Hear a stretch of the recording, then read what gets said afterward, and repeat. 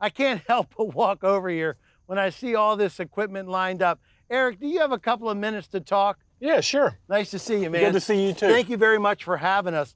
Now, there's a couple things about this equipment that are really cool. Now, the first new one that's new to me is that ROPS and the red belt. What does all that mean? Yeah, so the ROPS is on every machine. It's a rollover protection system, and it's one of the built-in safety features on all machines that we have.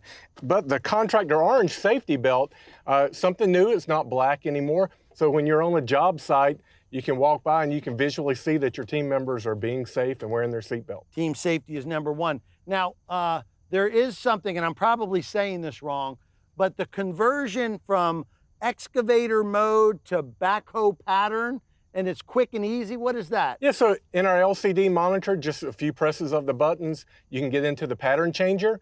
You can go to excavator pattern or backhoe pattern, and it really depends on what the operator grew up running. They're much more productive using the pattern that they're used to. Okay, and now if we're on a real job site here, and we were just a few minutes ago, and we were having this conversation, there's a feature to these pieces of equipment called auto idle down. Auto idle down. Now, how is that relevant? Yeah, so if we were on a job site and we needed to speak, I would lock out my hydraulics, and as we were talking, the machine would actually auto idle down while we were not being actively digging. Right.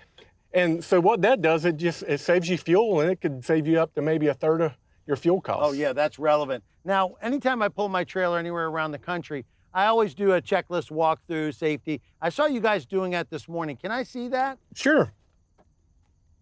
So this is the checklist that they give you. In the owner's manual. Okay, and this is your care checklist to make sure that every morning this equipment is ready to go.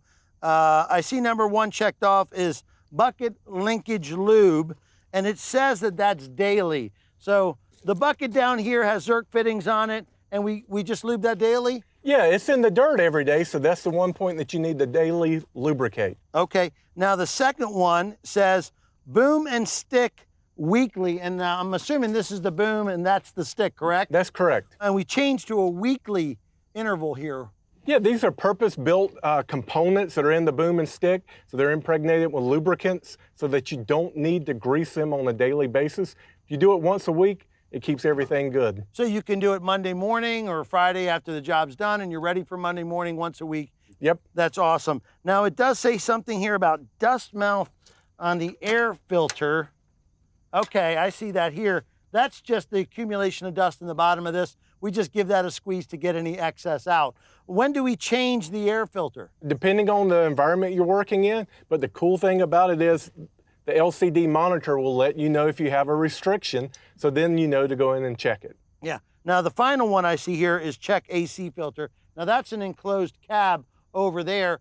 Where would that filter be? So the in-cab air filter is right behind the cab door on the left side of the machine.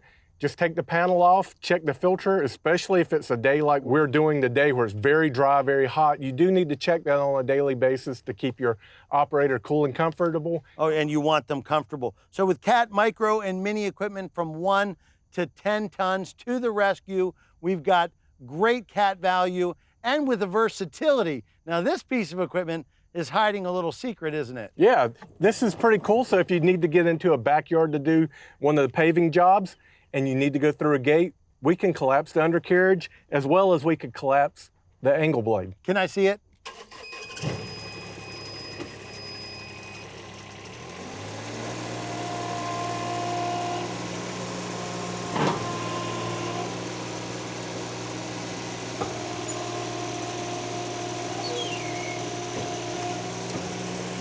And the blade folds in? Yep. And you're in the backyard building a retaining wall. We have wings on the blade, so they fold in, so you can get right through that gate. That's just awesome.